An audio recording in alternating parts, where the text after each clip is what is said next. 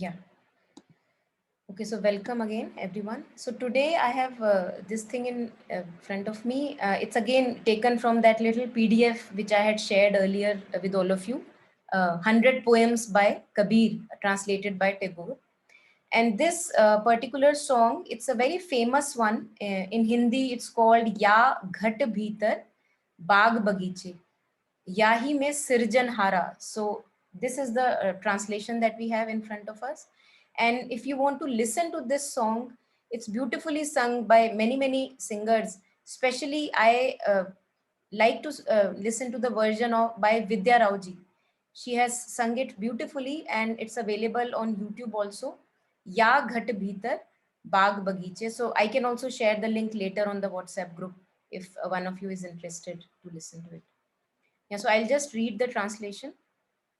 Within this earthen vessel are bowers and grooves, and within it is the Creator. Within this vessel are the seven oceans and the unnumbered stars. The touchstone and the jewel appraiser are within, and within this vessel are the eternals. Within this vessel, the eternal soundeth and the spring wells up. Kabir says, listen to me, my friend, my beloved Lord is within. So in Hindi, it would be, Ya ghat bhitar, baag bagiche, yahi mein sirjan hara. So in this vessel, all the garden and everything is there. And to the nurturer of the garden is also here. And then he says, Ya ghat bhitar, सात समंदर, seven oceans, yahi में 9 lakh tara. So that's what all the 9 lakh stars, or the innumerable stars, they are also here itself. Ya ghat bhitar, he says this one, ya ghat bhitar anhat baje, within this vessel the eternal soundeth. Ya ghat bhitar anhat baje, yahi mein uthe hai fawara. In the vessel only the spring wells up. And then one thing I missed in Hindi, I'm not remembering the exact words. Ya ghat bhitar Heera moti, yahi mein parkhan hara.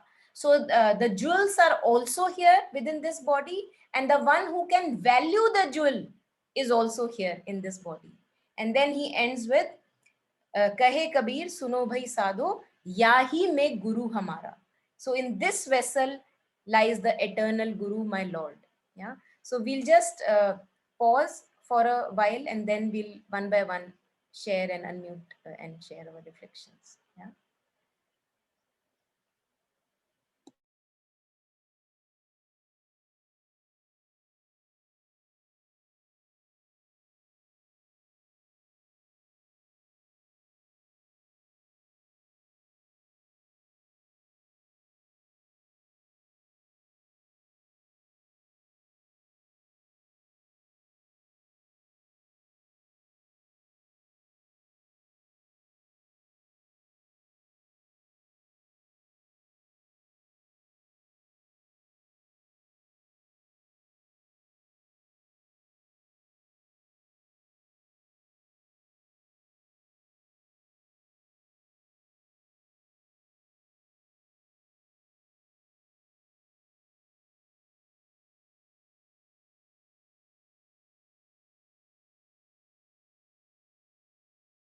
So anyone who feels ready, if you are ready earlier, no problem. Just go ahead, unmute and share. Those of us who want to take more time, they can share later, reflect more.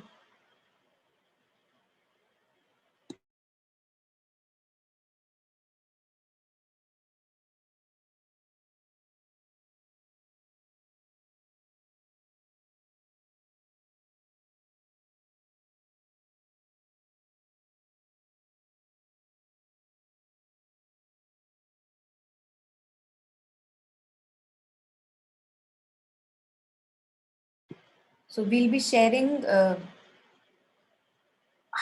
what really I resonate with in these words, what these words mean to me, and The quality of these words, which are so deep and full of light and illumination, is that they can be interpreted at many layers.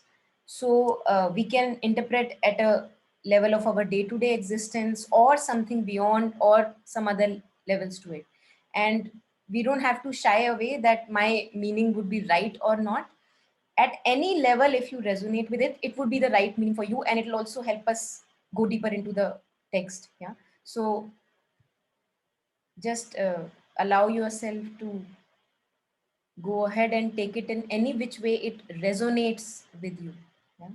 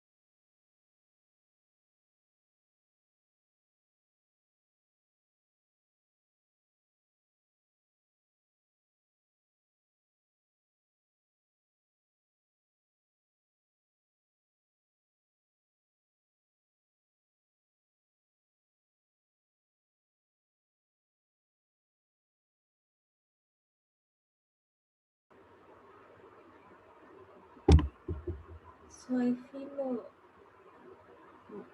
ये कि यहाँ पे यही बोला जा रहा है कि जो मैं बाहर ढूंढ रही हूँ वो मेरे अंदर ही है. The divine which I am seeking outside also is within me, and I do get those, uh, small glimpses of it, like at regular intervals.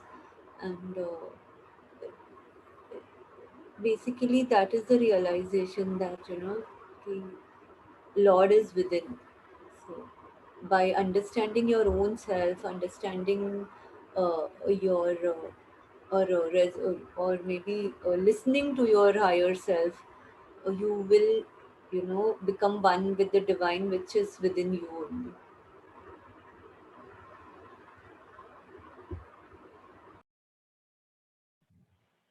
Yeah. Thank you, Shweta. Yes. So yes, it's like usually our senses, all the senses are always turned outside.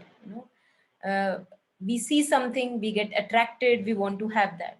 We may have something on the body, a sore, a wound, something. We see it and we are disgusted or we are worried. So even body is something outer. Body has to be considered something outer, because it's not the absolute truth of our being. And so then if I deeply center myself within, then I can actually look at the body also as an outer something, as an other. Because how I know about the body is through my senses. I touch the body, I have pain, I feel the body.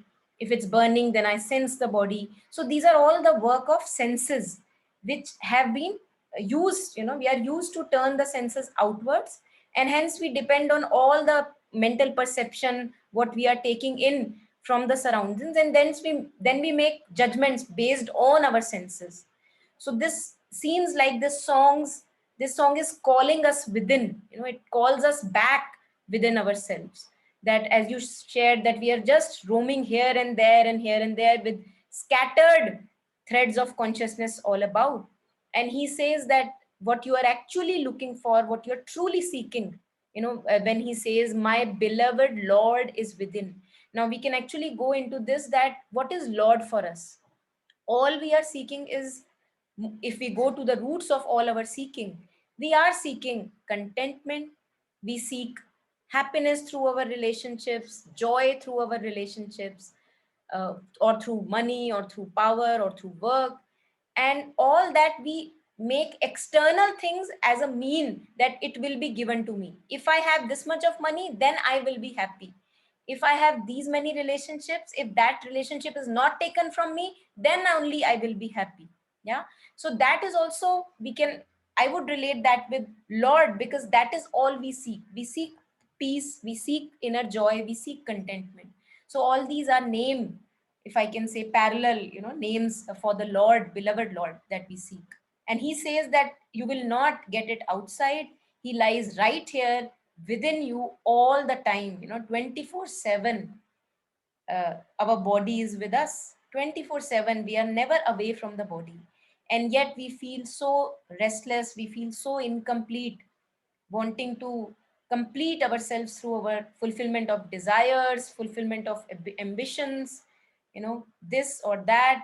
But that one day never comes when I feel content and joyous. So it's almost a kind of a call back home. Yeah. Yeah. So anyone else, please, if you want to elaborate, have your own interpretation or reflection over it, please go ahead.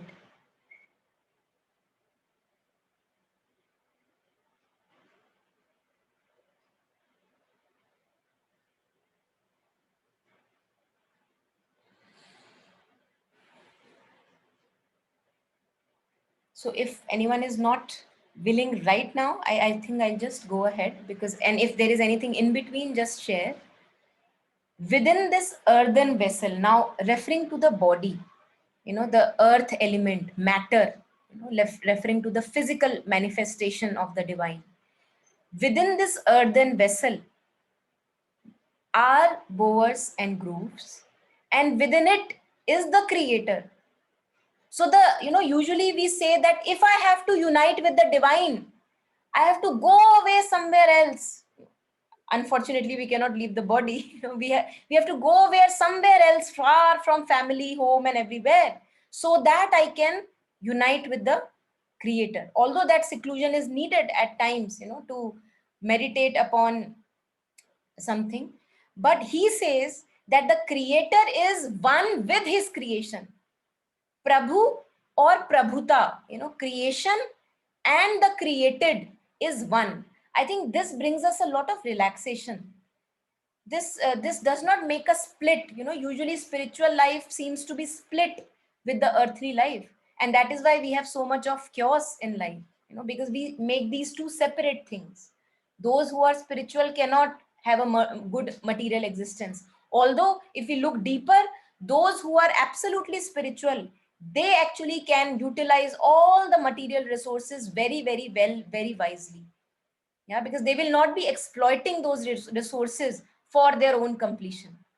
So he says here that the creation, the bores and the grooves, and the creator here, right here with you all the time. So where are you looking? Why are you roaming around here and there? What makes you so restless? He asks.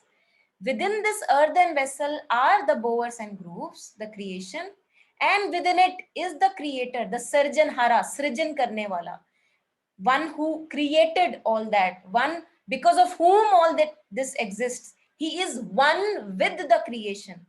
Creation is not separate from the creator. Many a times when we are stuck with a trauma, tragedy, we say that, where are you sitting, oh Lord? Why are you so cruel? So as if we are something different from the Lord who is sitting somewhere else.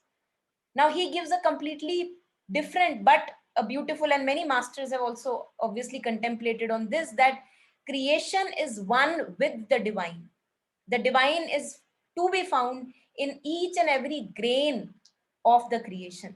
Nowhere else we have to run in order to find the divine. Within this vessel are the seven oceans and the unnumbered stars. So ocean, whenever we talk about ocean, and please share your reflection, I'm just sharing mine. Oceans are vast, oceans are endless, very deep. They have a surface also, and they have depths also. They have rich in flora and fauna, and every ocean has a unique character to itself. Yeah. So all the seven oceans, all the richness of the seven oceans, and the delight of unnumbered stars, the light, the little wiggling light of all the unnumbered stars. You know, Sri Aurobindo would say this path, spiritual path, is moving from one light to a greater light, then greater light to a greater light. So this is our move, you know, in on the spiritual path. And these unnumbered stars, which are guiding stars, they are also present within our being. Yeah?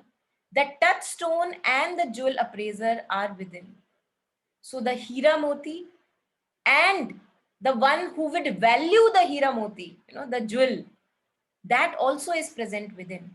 I think this I could actually relate with, you know, when we place our self-worth on others, you know, that I will be worthy only when you approve of me. You know, I will find myself worthy of existence, or I will find myself beautiful only when you approve of me. Yeah, that is what we are craving for most of the time. And he says that the jewel, the value, the true treasure is within, and the appraiser is also within. So I have to value my existence. I have to, I would say, utilize my existence for its right purpose. You know, the right purpose of human existence. I have to utilize it. I have to value that, yes, it's a precious thing that I have got, not letting go waste, you know, in trivialities. Not keep on waiting for approval and appreciation from others, knowing that, you know, I exist.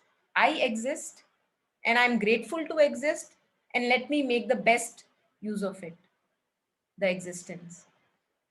Within this vessel, the eternal soundeth. So this refers, I believe, to the line, Ya ghat bhitar anhad baje. Anhad baje. He says the sound of one hand clapping in Zen language. They say the sound of one hand clapping. You know, because the sound of two hands clapping, you hear with physical ears. You know, you interpret with the physical mind. But who can talk about the sound of one hand clapping? You would not be able to hear it with physical ears. Yeah. So he refers to that anhad, unstruck sound. That sound which does not need two to be created. Because this sound needs two to be created, one hand and the other hand, or maybe some other thing, you know, two. But for that sound, which is the original sound, for that we don't need two. The dualities are not necessary for that sound. Yeah.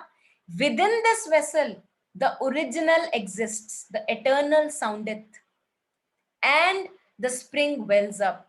And when we are in communion with the eternal, fountains of inspiration, fountains of wisdom, fountains of knowledge well up from within, bubble up from within. Within this vessel, the eternal soundeth, and within this vessel, the spring wells up, the spring of love, the spring of compassion, the spring of kindness, the spring of blossoming of your human existence. All that swells or wells up from within. Kabir says, listen to me, O my friend, my beloved Lord is within. So where else to go? And the moment we reflect upon it, if we can truly deeply, I think it is not possible that we still remain restless, aggressive, and running here and there, helter skelter, banging my head on all the walls in order to find approval that, yes, you know, I also matter, or I need something to complete myself. He says that you are complete right now. Just get in touch with that within. Yeah. Yeah. So I'll just mute myself here, and I'll invite more reflections, if any.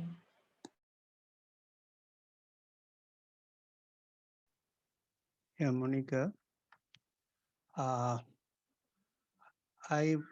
would like to offer a couple of different interpretations. One is the number that he's referring to, the 7 oceans and the unnumbered stars. Now, why exactly 7 and why exactly unnumbered? One interpretation could be that he's referring to the chakras of the body, which are the energy centers. And the stars could be the elements in the body, which could be cells, which could be the atoms, which could be anything else in the body. So these are all within and not outside. And the touchstone and the jewel appraiser. One way of looking at could be that the touchstone is something against which a jewel is appraised. So the appraiser uses the intellect, and the appraised is the emotional quotient of oneself. So the emotion which helps one to negotiate the surroundings or the society or whatever it is responses. It is being watched by the appraiser, which is your brain, your intellect. So that is also within, both are within. And then when it comes to the sound, which is already said as anahada sound, which is supposed to be, I've heard people talking about the sound one can hear when it is in deep meditation. Maybe he's referring to that. And the spring wells, why should it spring? It should be what we generally call in the Indian thought as the the uprising of the Kundalini power, that is your energy center rising up. We normally talk about it rising up from the bottom to the top. So therefore the rising. So if you give that interpretation, the comparison with the body becomes complete. And therefore one always looks with, and these are all controlled by the power within, which you may call it God, you may call it the power within or whatever it is, doesn't matter. But this is all within. And once I recognize that and understand that, then there is no need to go out and look for anything else. So that may be one way of interpreting. Yeah, thank you, Unniji. Thank you so much. Yeah. Anyone who would like to share any reflections on these lines? Anything that you resonated with?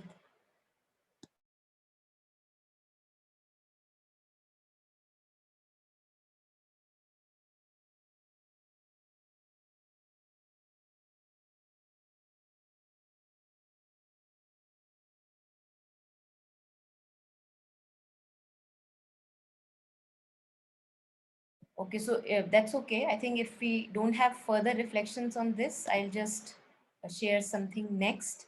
If anyone has, read something on Kabir, if you have maybe you are reading yourself and you have some couplets or anything to share, please go ahead and share, and I'll put it here so that everyone can see. If not, I can share something else.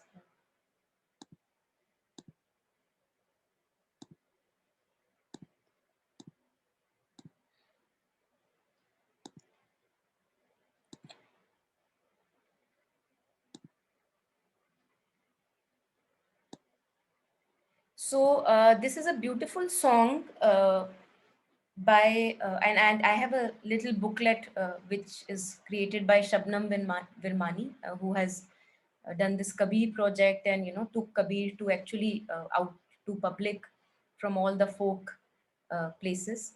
So from in that book, little book that I have, is this beautiful song which I thought I will share and then we can reflect upon it. It's called Aisi Mari Preet Nibhavajo. So I'll just read its English one because I think most of us are comfortable with English. Those of us who are comfortable with Hindi, we have the Hindi version also here. I'll just read it out one by one and then we can reflect upon it. Yeah. So, Aisi Mari Preet Nibhavajo. The first is a couplet. This is not the part of song. This is just a couplet. साजन रे मैं तोरे थाकी और बसूं विराने वास काम करूं घर आपणो तो जिवड़ो तमीड़े पास. The translation is, O beloved, I belong to you, but dwell in an alien land.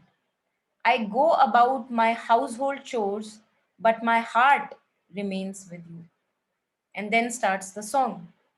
ऐसी मारी प्रीत निभावजो, निर्धन का हो राम, दुर्बल का हो राम, भव सागर में भूलो मती. Stay true to my love, O Ram.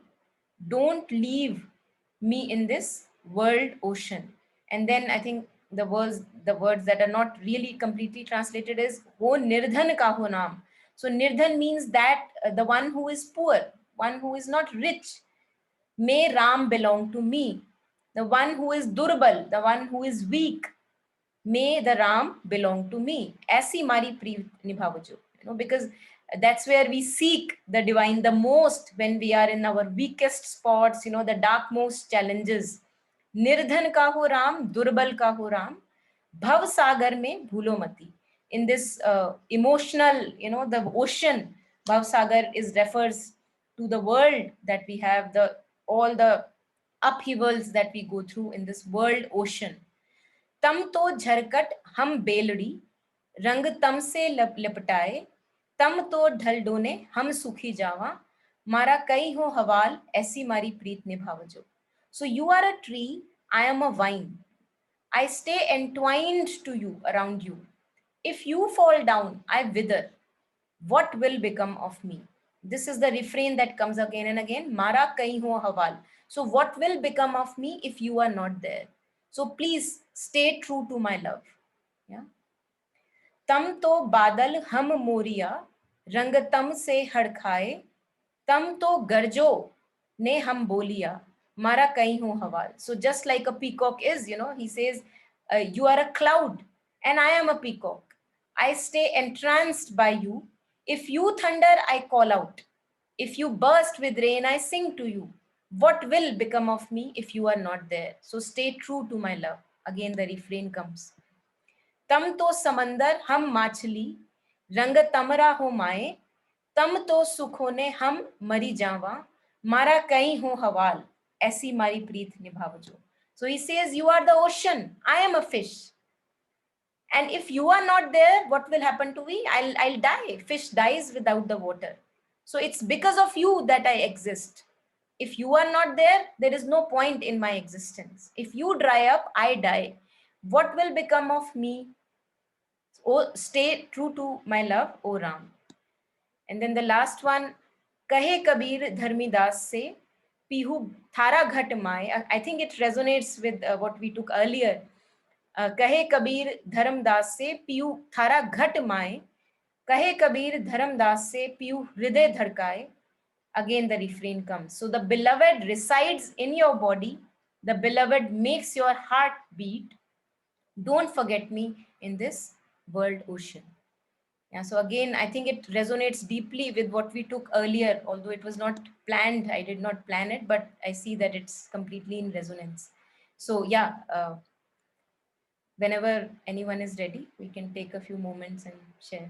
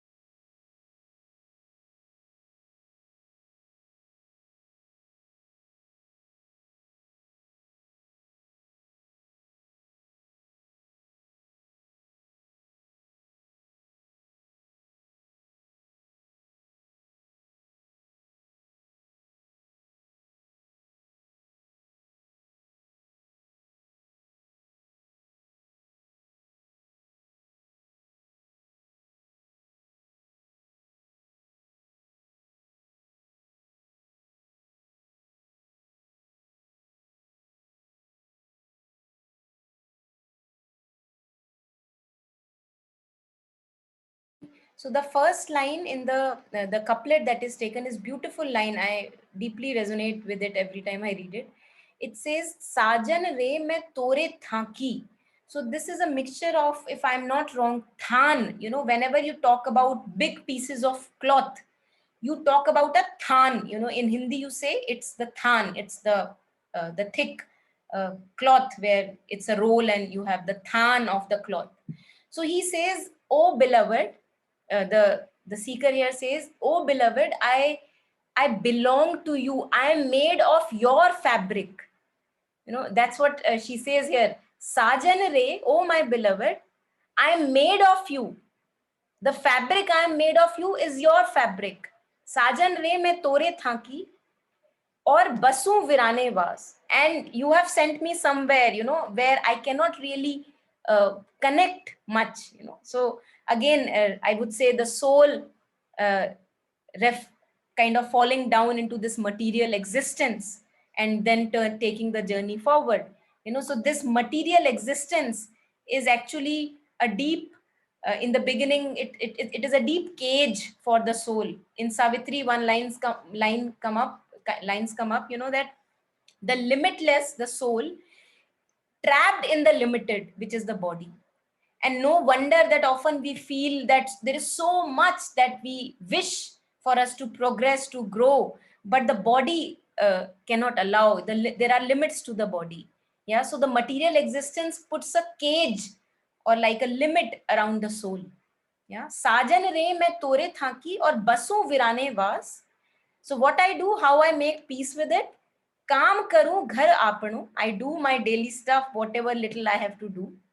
But I have given my heart to you. My heart belongs to you.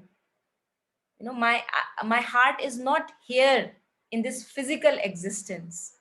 Now, if you would actually go to Mother and Sri Aurobindo, and also what we read, that creation is not different from the creator, then we actually come back to the thing that if I am divine, if the divine is with me, then is it possible to make this material existence also divine?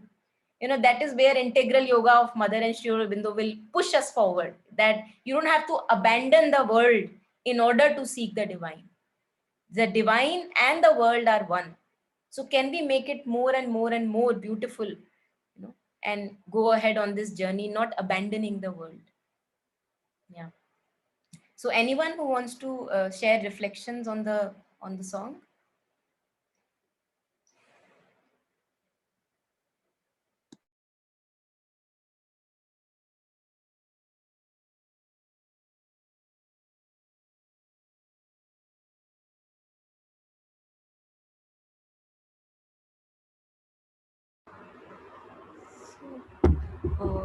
I found it like yeah, resonating with the earlier poem also, and it just made me wonder this song, uh, when I was reading it from my body perspective and from, like, the divine or the psychic being, I could relate it that way, like I am talking to my psychic being.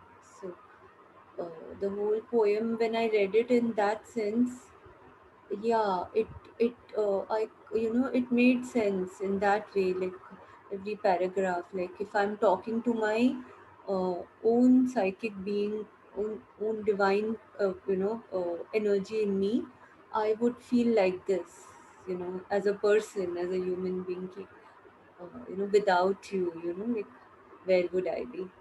So that's what I feel. Yes.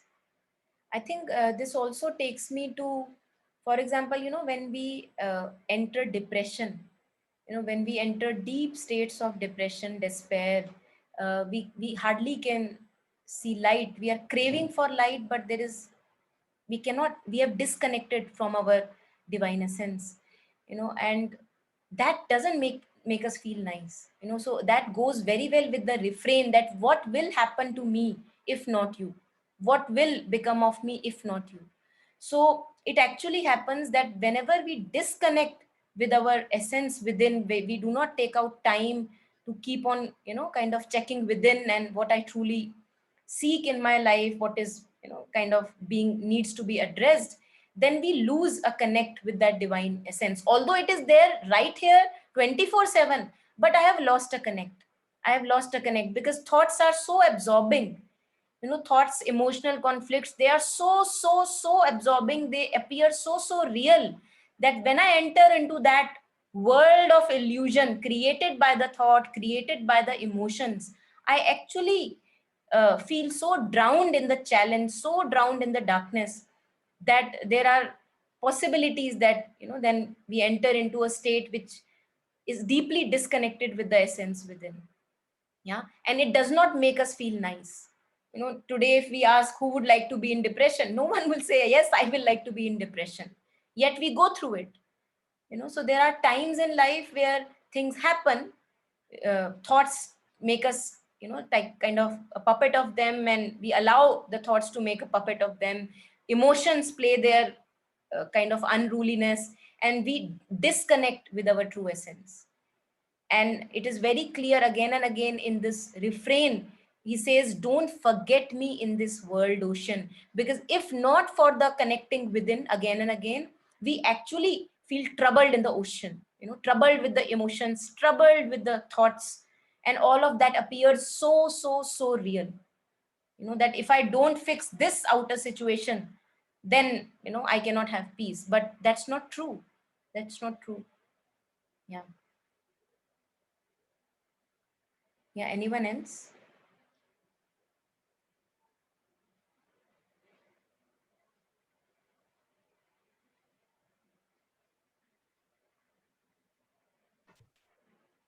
हाँ जी।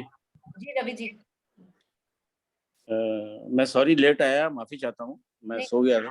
कोई बात नहीं, बताएं। ज्यादा concentrate भी नहीं कर पाया हूँ। आप 15 मिनट से क्या कह रही थी, मेरे ख्याल से शायद हमें भगवान को भूलना नहीं चाहिए, इस विषय पे शायद चर्चा हो रही है। हाँ, या कुछ और। तो रवि जी, हम ये जो सामने आपको स्क्रीन पे दिख रहे हैं ना, जी। हाँ, बस हम इसी को रिफ्लेक्ट कर रहे थे। तो इसके ऊपर अगर आप कुछ रिफ्लेक्ट करना चाहें, एनीथिंग, आप बताइए। चलिए मैं पढ़ के फिर करता हूँ, तब तक आप किसी और से बात कर लीजिए। ठीक है, ठीक है। So if there is anyone who would like to share on this, please go ahead, unmute and share.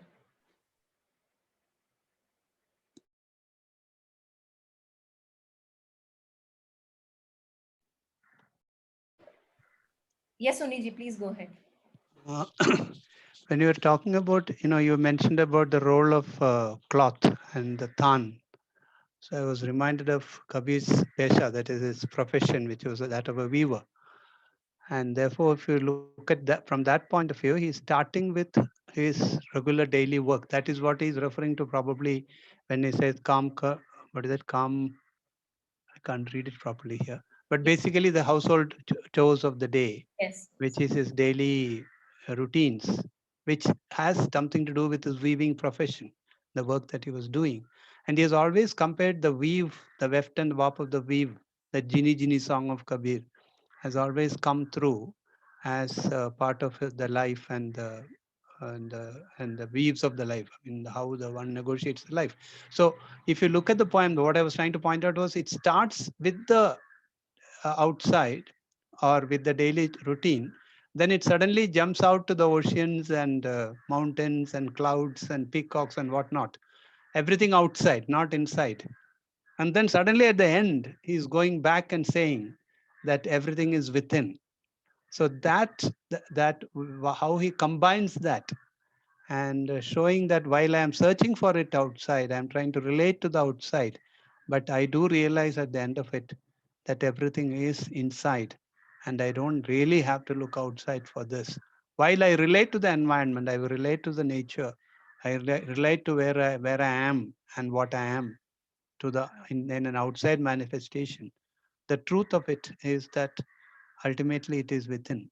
So it comes in a full circle and it's beautiful. Yeah, beautiful. Thank you so much. You know, one thing when you were sharing also came to me, that he as if he's very able to see clearly that the Lord has as if spread, you know, examples here and there, as if the Lord has given us, like it is like the examples are scattered everywhere, you know, that if I'm actually looking at the created world, all the examples are right here, which actually point out to my essence. You know, all these examples he's taking from the manifestation, as you said. And these all examples have, as if it appears that, there is a play going on, the divine play, and the divine has spread out examples in front of us that, hey, if you are observant enough, look at them and then you will know. So this is also very, very clear that the examples, the metaphors that he uses, that if you go out in nature, what do you see? You see a tree, and around the tree there is a creeper. Now the creeper cannot exist if there is no support. It needs a support. So what will happen to the creeper if not a support? One metaphor that he uses. Another one, the peacock's beauty, we revel about peacock's beauty, but when we actually see how it is so beautiful and what makes it so joyous and uh, the beauty that it is totally interconnected with the rain, with the clouds, and that's what's making it joyous and giving it more and more beauty. So he says that if you are there, I sing. If you are not there, what is to me? What is to my beauty? So he's seeing as if there is an observant one who is there, as you started with, that he's there with the fact of his life, that this is what I am doing. So I am seeing right here the facts of the life, and those facts of the life become a way for me to turn to the divine or to find the deeper essence. And the third one, then he says that, again, beautiful metaphor from nature itself, ocean and fish, water and fish. So if fish is there, water is there. If water is not there, how can fish be there? So I am dependent wholly on you being present. Although I think this also should be taken in the other sense, that the samandar or the ocean is not completely dependent on the fish, but the fish is dependent on the ocean. So we little creations that we have, all the creation is coming from that divine. It is one with that divine, and yet the divine is beyond the creation and is not dependent on the creation. So that kind of, I would say, refers to the higher or the transcendental aspect of the divine also. That there is a space inside my house. Yes, it's important. The house needs that space, but the space does not end there. The space is also there without the house. So that refers to the transcendental aspect, I would say. Just kind of, got really excited because of these metaphors when you were sharing. Yeah. And then he comes back, as he was sharing, to himself, that where else shall I go? Because if I am there, there is a surety that you are there, because I am based on you being there. So why to spend time in restlessness? Why to say that, oh my God, you are not there, you are not there, where are you? Show me to yourself. Why to spend time there? Yeah.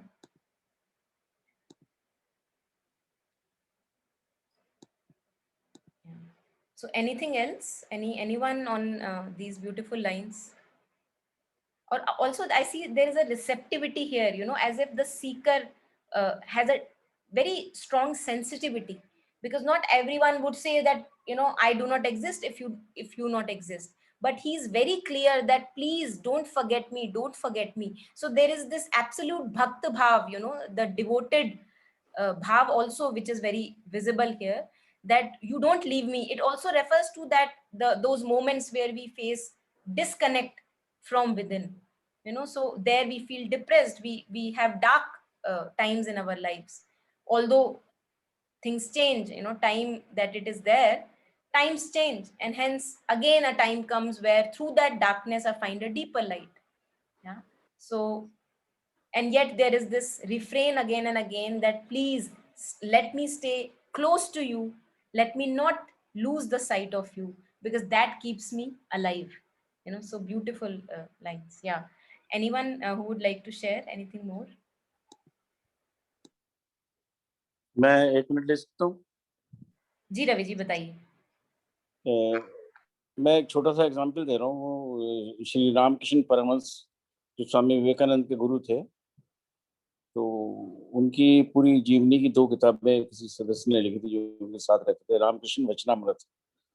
तो 2 ही संत यहाँ हुए हैं इस दुनिया में, एक कबीर और एक श्री रामकृष्ण परमहंस, जो कि बगैर पढ़े लिखे थे, और उन्होंने जो बातें कही हैं वो काटे। तो उन्होंने एक जगह लिखा है, मैंने खुद पढ़ा है, उसको अंडरलाइन कर रखा है कि जब कोई भी शादीशुदा स्त्री अपने पति को खाना खिलाती है और उसकी मोहब्बत किसी और से होती है, तो उसका ध्यान खाना खिलाते वक्त भी उस व्यक्ति के पे रहता है। हमें ऐसी भगवान से प्रीति होनी चाहिए। थैंक यू, बस दैट्स ऑल। ब्यूटीफुल, या आई थिंक जो आपने शेयर किया वो जो बिल्कुल जिससे हमने स्टार्ट किया था, बहुत सुंदर, बहुत सुंदर. Thank you so much for bringing that up. या I think this would also resonate very, very deeply with when we talk about offer yourself to the divine. You know, जब हम बात करते हैं surrender की, समर्पण की बात करते हैं, when we talk about giving yourself completely to the divine, not expecting anything in return, I think this would absolutely resonate. जो रवि जी ने भी अभी share किया, that whatever I am doing, all that I have in my mind is you, you know, the Lord. So I am doing it for you. I'm not doing it for the other person, I'm doing it for you. So this would also can be translated into, you know, offering of the works and the thoughts and the emotions to the divine. The path of surrender, I think, goes very well with that also.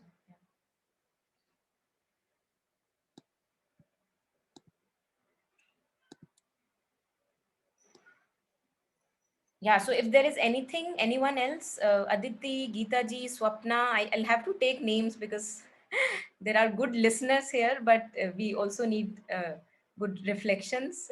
We would actually be welcoming your reflections if there are any.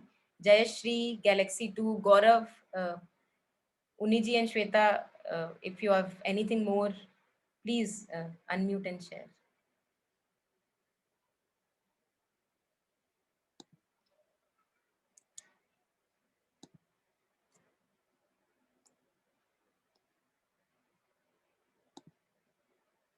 Okay, so I think naam lene se bhi kuch nahi hua.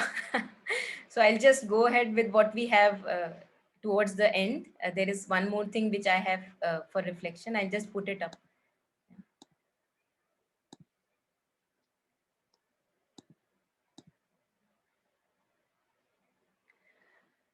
Okay, so this is again something. I have a little booklet again by Kabir Project, which Shabnam Virmani ji has created. So this is Kabir in Rajasthan, and one of the singers, Kabir singers from there. So I'll just read also in Hindi and English. The first doha that he starts with is, Kabir Kabir kya karo, socho aap sharir, पांच इंद्रियां बस करो, आप ही दास Kabir. So he says, why cry Kabir Kabir? क्या तुम कबीर कबीर का गुणगान करते रहते हो? Why cry Kabir Kabir? Be aware of yourself. Just a second. Get your five senses in control, and you yourself are Das Kabir. So this is what he has to say through this couplet, you know, that just get your five senses in control, the outbound senses, turn them inward, you know, do not depend on them for getting completed, and then you are Das Kabir yourself. And then he says, I think I'll just read it in English because most of us are okay with that, and those of us who would like to read Hindi, it's also there. Huh? No compassion, no truth in your heart. Why look in the mirror? The Guru shows you 68 holy places in your body. Glimpse the divine. The koel is content on the mango branch, and the fool in his ignorance. The wife is happy in her family home. In the forest, the yogi is king. Mendicant yellow and ruby red graces my Guru's body. Load the idiot with jewels and gems, they will still end up in the dust. A boat of stone in the water capsizes in just one surge. The faithful reach the shore, the evildoers drown down. Wealth and youth, the shade of a cloud, in a moment they are gone. Listen, seekers, says Kabir, your last abode is the forest. Yeah, so we'll just take a pause and then we can share.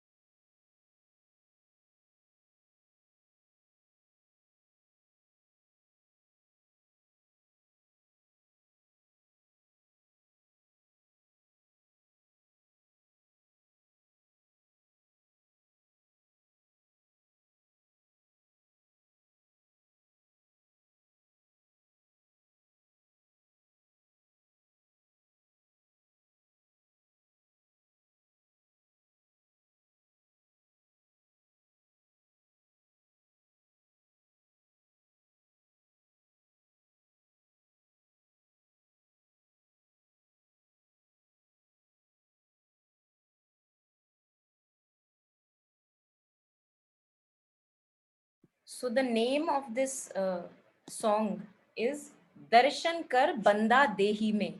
And I'm finding it really truly amusing that all these songs I just randomly picked, and all of them again and again we saw today.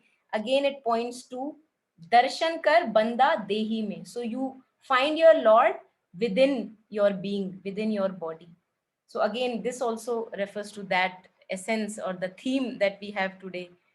Yeah. So anyone who is ready with the reflection?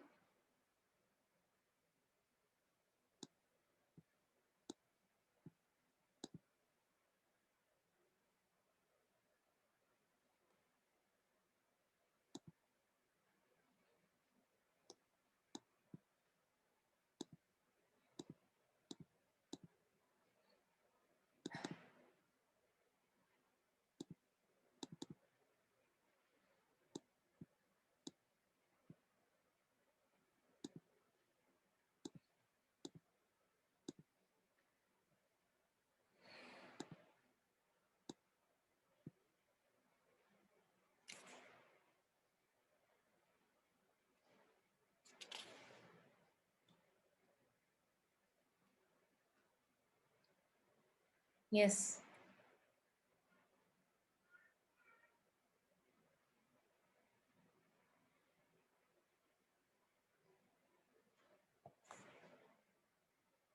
If there is any few lines which you could understand or resonate with, because maybe we are not able to understand all the metaphors that he has given here. So if there are any few lines that you resonate with, you can share about those few lines also.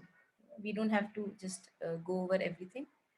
Anything that you are liking or anything that caught your eye.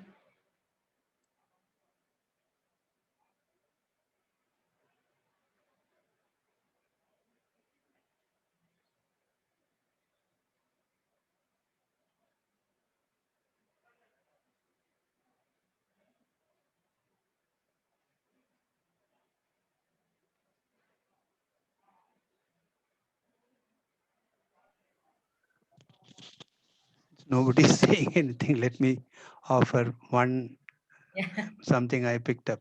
Yeah. This mendicant yellow and ruby red graces my guru's body. Load the idiot with jewels and gems. They'll still end up in the dust. And that's a very interesting line because I was looking at the image. I mean, I was just conjuring up the images of the yogi, smeared with yellow and red. And there he is looking at his guru as somebody who is adorned with jewels. At the same time, if an idiot, if he is adorned with jewels and real jewels and gems, it's as good as putting it to dust.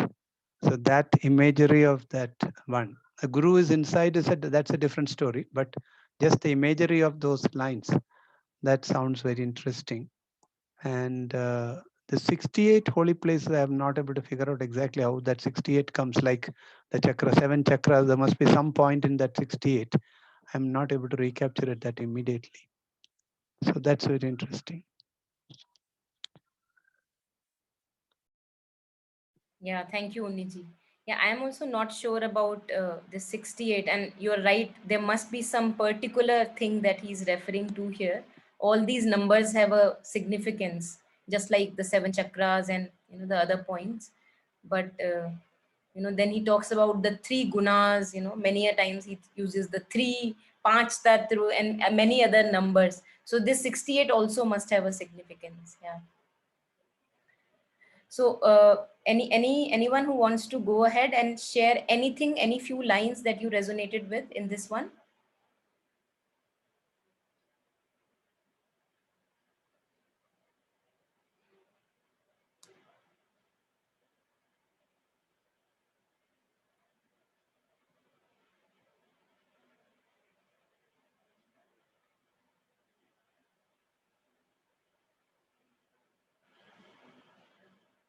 Okay, so I'll just then go ahead line by line. If there is anything, please share.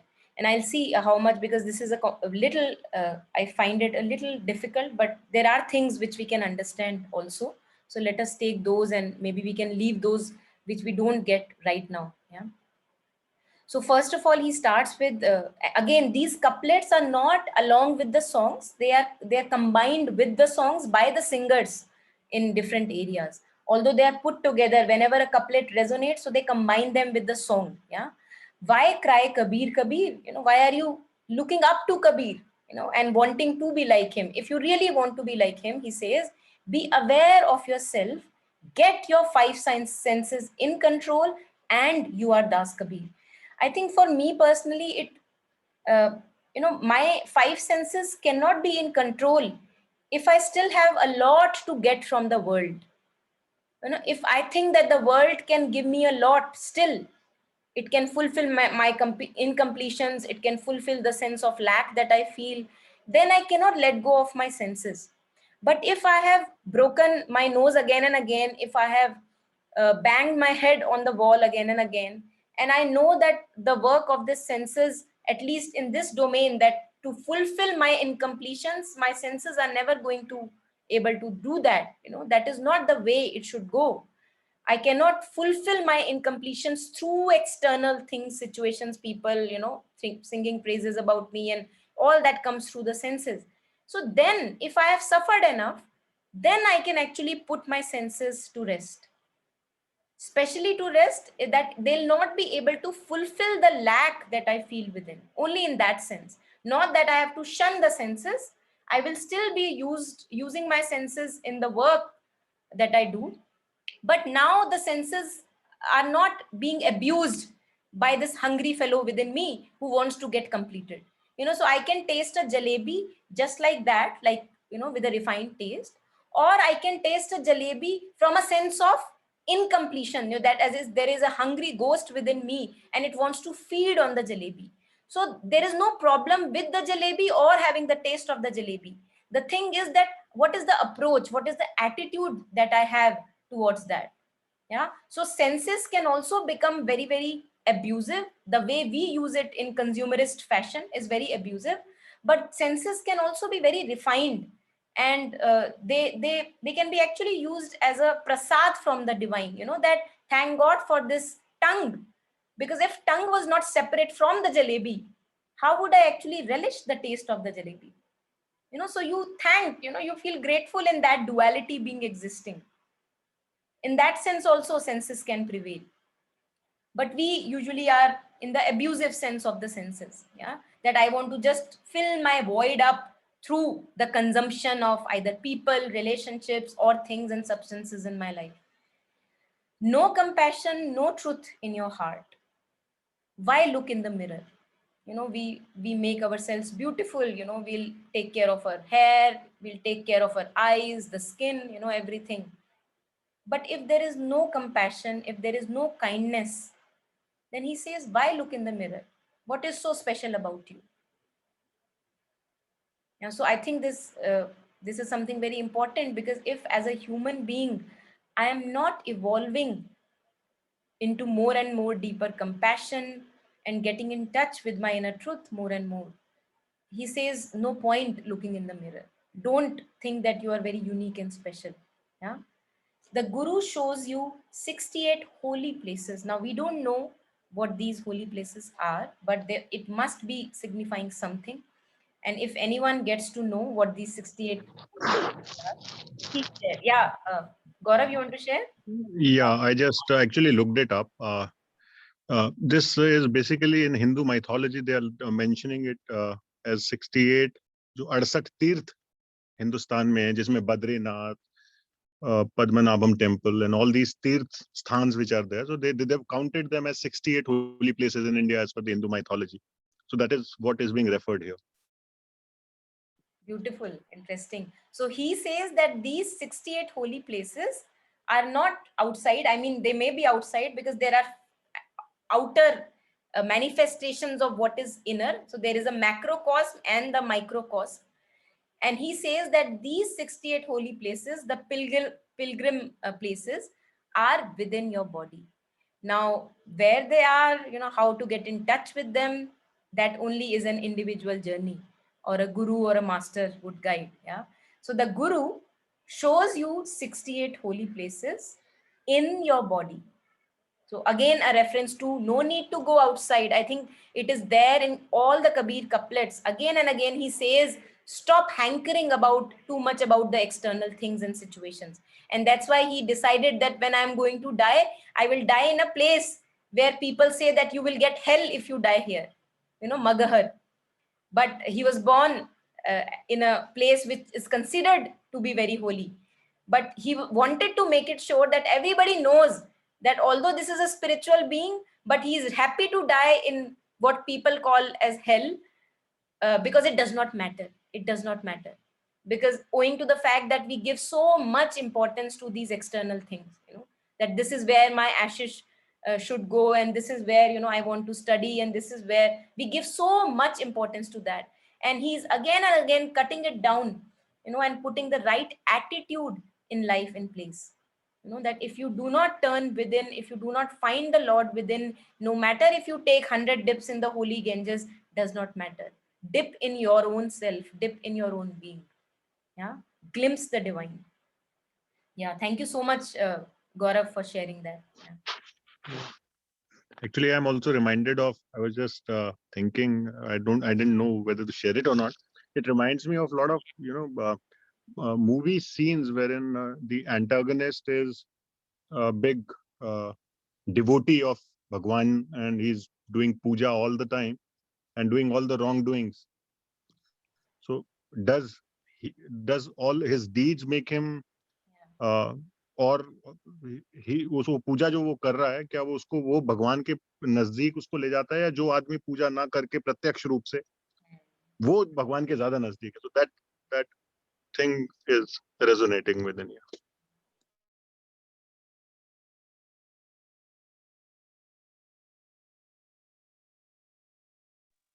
Yeah, anyone else wants to share at this point? Yeah, thank you so much, Gaurav. I think I was muted. I just shared that it was beautiful what you shared. Yeah, thank you so much. Yeah.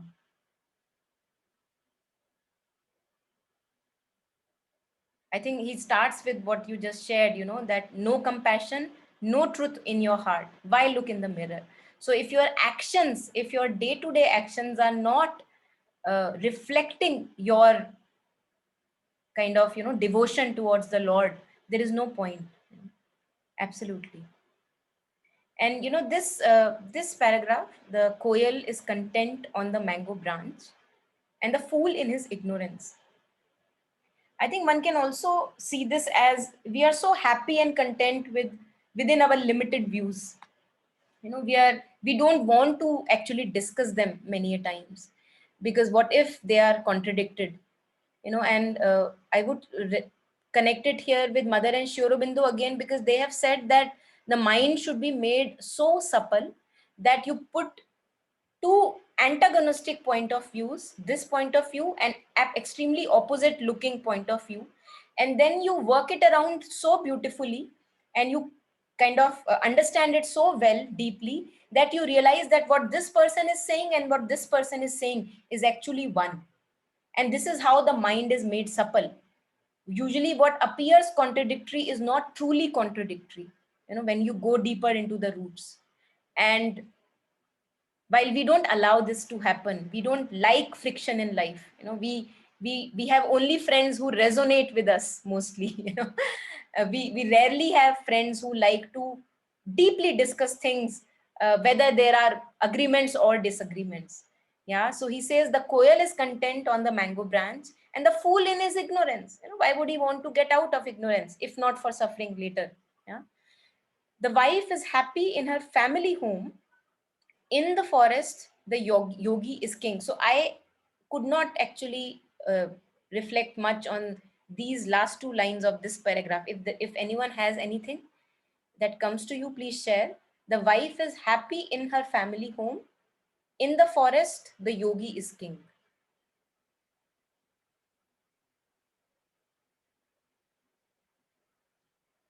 Or maybe, now that I read it, it comes that, so in the forest, the yogi is all by himself. He does not have issues that are there in human existence when he enters the world, material world. Day-to-day relationships, day-to-day affairs, the workplace, the family place. And I can be actually very content in my meditative space, And I was talking to a friend, and he says that when I am with myself, in my own deep contemplations, I am very contented. But the moment I enter into the world, I encounter so many resistances and frictions. So I was talking to him, and that this is our test. That if my meditation is true and deep and it has really worked, then it is not possible that it would not help me in day-to-day life. But if my meditations are not helping in day-to-day life, then my meditations are not truly meditations. Something else is going on. So my inner journey, my inner growth, my inner dive deep within should be a reflection, or the outer actions should be a reflection of how deep I am. And if I cannot live well in people, with people, in workplace, all the things, then there is no point, because the world is there for a purpose. If we had to just abandon the world, why would be, it existing, first of all? So can we make the world beautiful through slowly bringing all the inner revelations in my day-to-day actions? I think that is our challenge, this gap between the inner and outer, that I know I have a deep knowing, but when I act, it does not get truly reflected. So this gulf has to be, kind of bridged, it seems. And then the mendicate, yeah, Galaxy 2, please go ahead.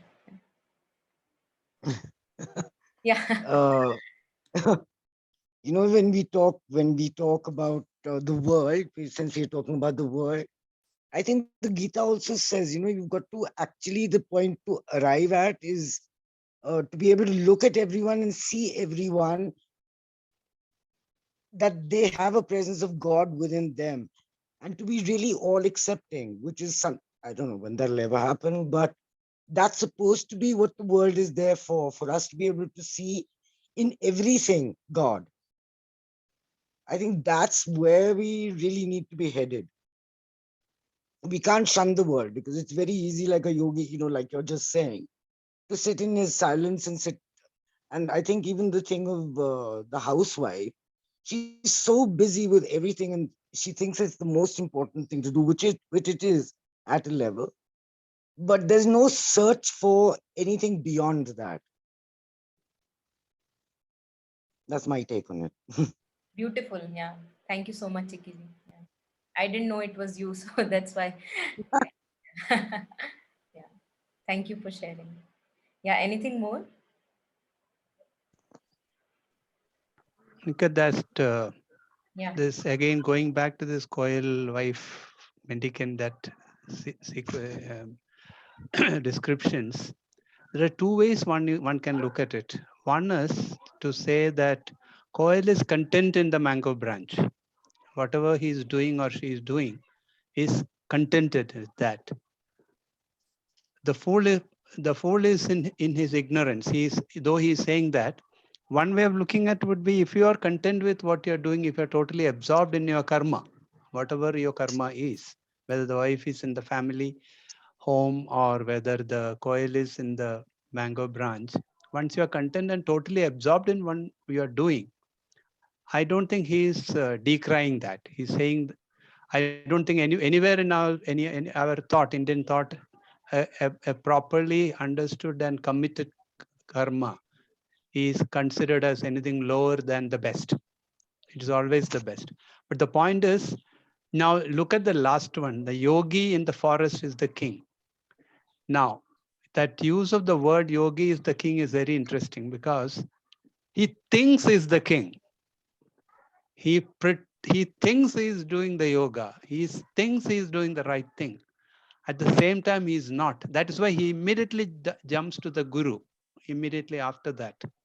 And he's almost saying that this yogi who is pretending to be doing the yoga and in secluded in the forest is almost a fool. Idiot with jewels and gems, they'll end up in the dust. So there is an underlying sarcasm in that two stanza if you look at it. And it is not as if he is decrying the contentment of the coil or the happiness of the wife as something inferior to a spiritual journey. So you can slightly look at it differently. You can see the underlying sarcasm for the yogi's journey, which is futile. He doesn't realize anything. But No, I don't think it's only the yogi's journey. sorry? I don't think it's only like he's saying like you're saying the yogi is such a fool. In the same way, I think he's referred, like you're saying about the underlying sarcasm.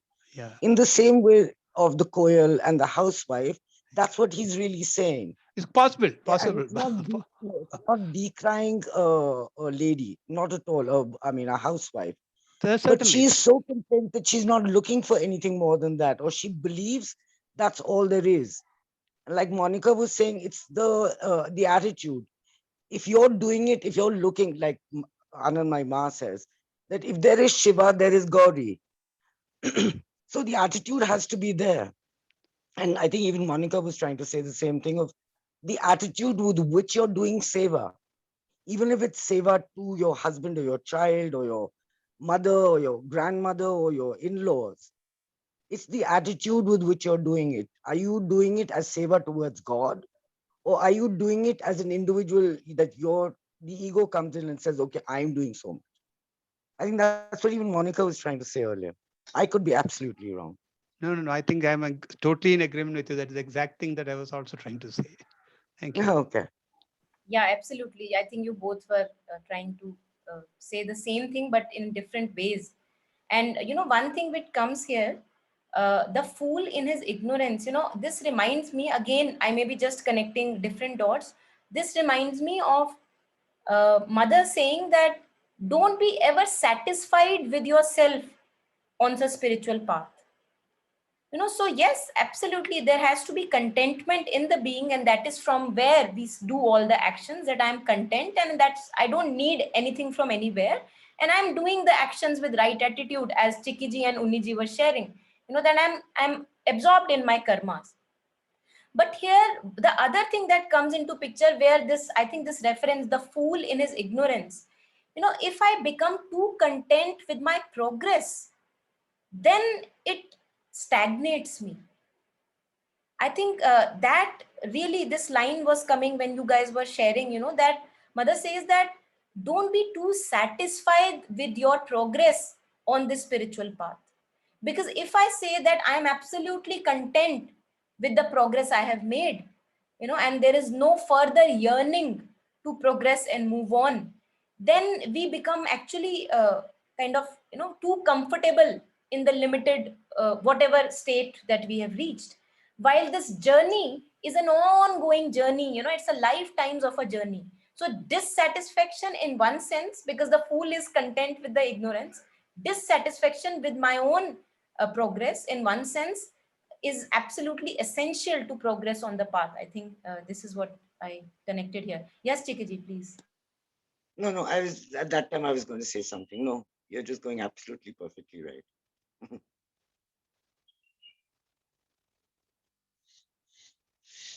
Yeah, if there is anything more, please share. Otherwise, the habit with me is that I can just go on speaking. I speak for 2 hours in a session. So I have a habit of speaking too much.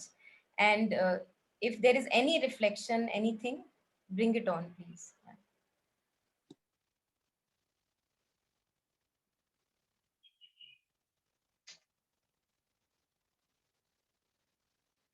In one of the other songs, which I will bring maybe someday later, he says that if you give jewel to a monkey, he will just not know what truly it is, and he will play it around and throw it away in the dust.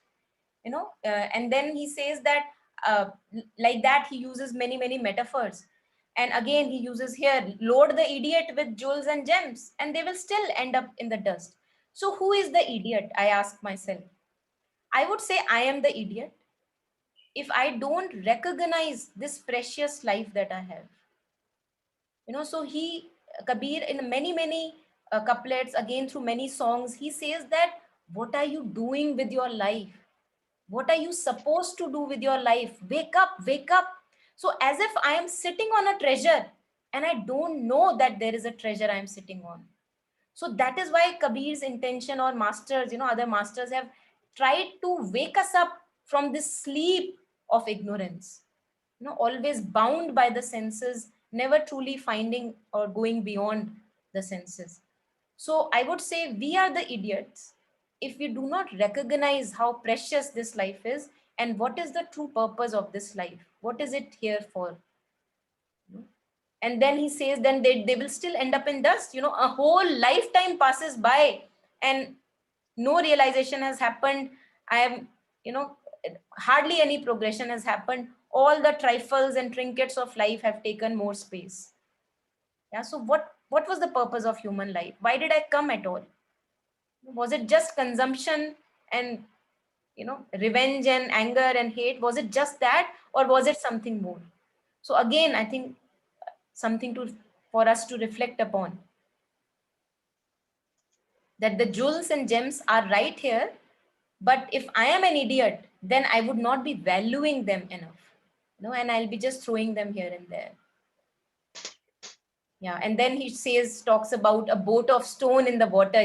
We are loaded heavily with our mental ideas, rigidities, emotional conflicts, heaviness. This is very heavy. That's what we call as stress. He says the boat of stone, it drowns in the water in one surge.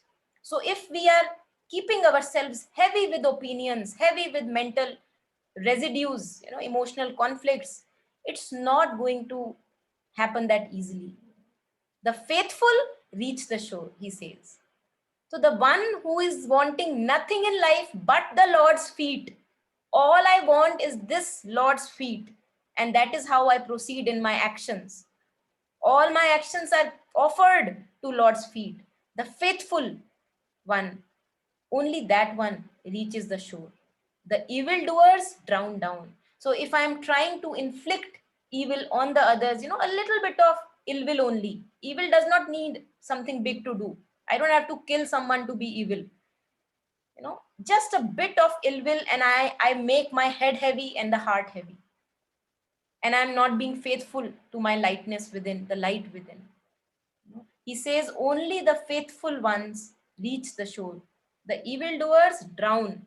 So the mind, if I am drowning, if I'm deeply drowning down, I think again a challenge, a signal for me that I'm just holding too much in here, in the heart, and just I have to give it away, let it go, and allow myself to float on this ocean of world. Wealth and youth, the shade of a cloud, all of us, I would think, would resonate. In a moment, they are gone. Listen, seekers, says Kabir, your last abode in the forest is the forest, is the forest. So, would anyone like to share what he wants to say here? Your last abode is the forest, because I could not get it, what he wants to share.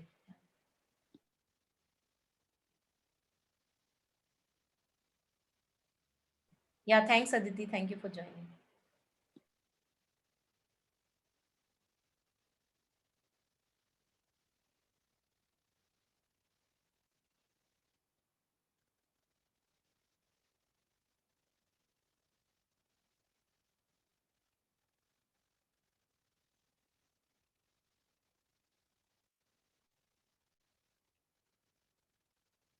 Yes, anyone who wants to share on what could he mean by the last abode is in the forest, is the forest?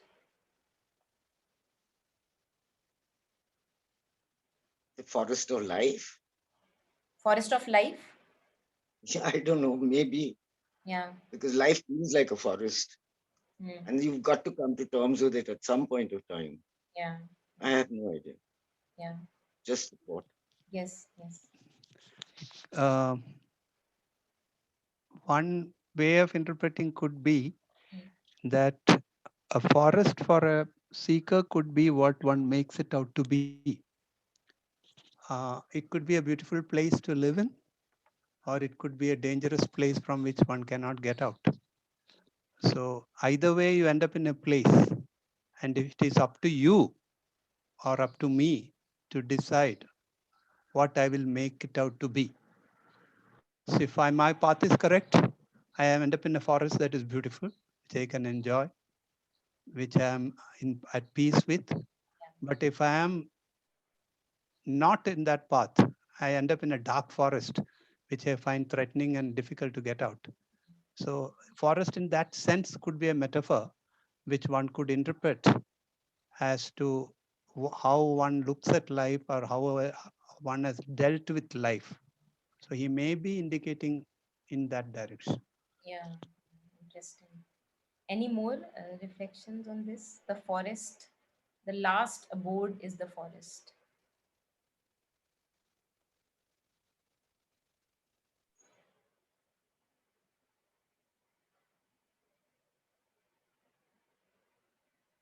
Or we can just let it be, let the mystery be.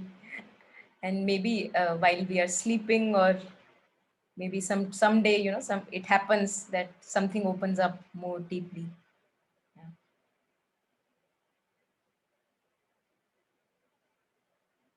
In one of other songs also, again reflecting on this wealth and youth, the last paragraph, so he says that if you have to unite with the divine, do it right now. Don't wait for the elder life, when you will not have enough energy in the body, you will not have enough strength to go on and make forward, progress in this journey. So he says that if you want to unite with the divine within, do it right now while you are wealthy and in youth.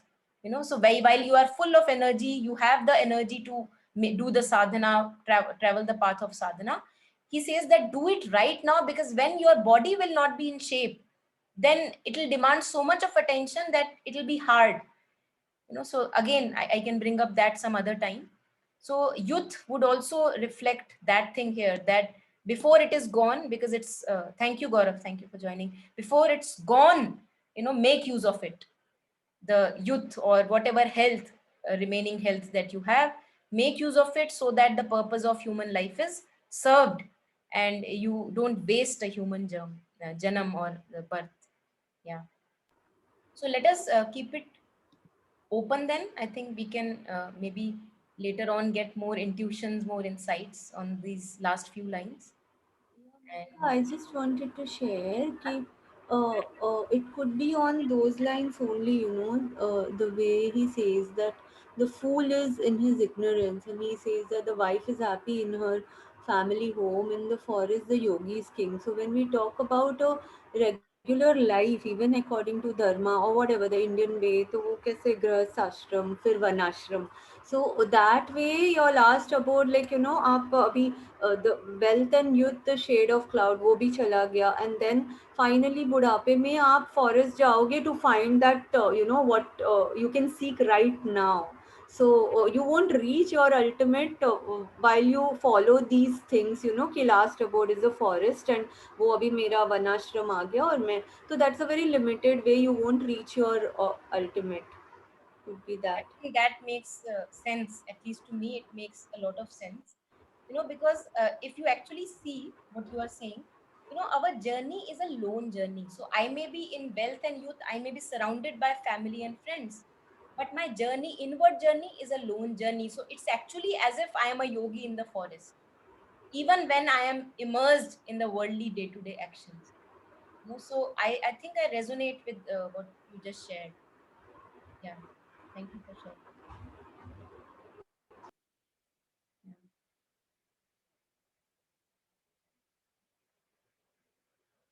So this reminds me of the kamal, the lotus in the mud. And imagine that if we consider the mud as all that we are involved with, our thoughts, emotions, and everything else in life. So the work is here, and I have to grow inward and grow from within, like a lotus, using all the nurture from the mud. And if we look at the skin of the lotus, how it is made in nature, it's untouched by the mud. Its skin is very slippery, as if the mud is not able to stick to the lotus. So I think that is where I would take what Shweta just shared, that I have to be extremely content and one within that divine oneness within, connect more and more in communion with that divine presence, and yet being engaged in the worldly life, not expecting anything in return, because I have the contentment which Unniji was sharing in the beginning, that I am content within my being, and yet I am engaging in the world because there are things to be done, and even in my own nature there are things to be transformed.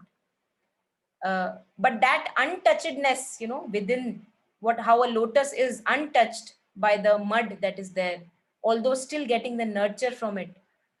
Yeah, so that is where I would take or further extrapolate what Shweta just shared.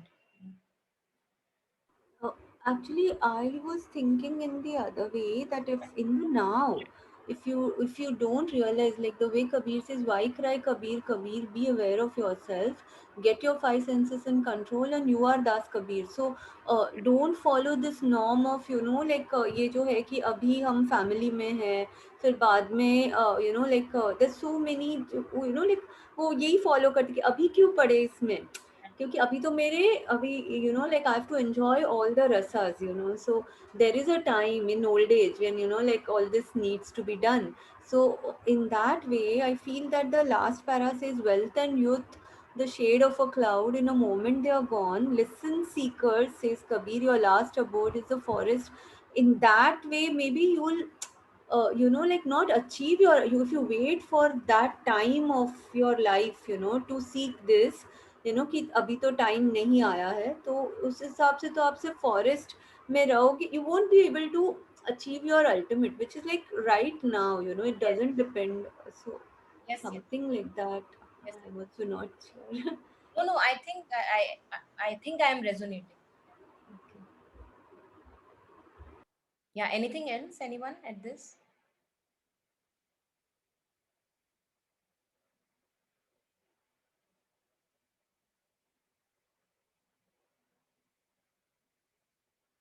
Okay, so I think if there are no further reflections, we can also end it here. I think we already have the time on, and I would just thank everyone for joining, and thank you so much for taking out time reflecting upon these lines and sharing your reflections, and also for the others for listening also, those who have not shared but listened today.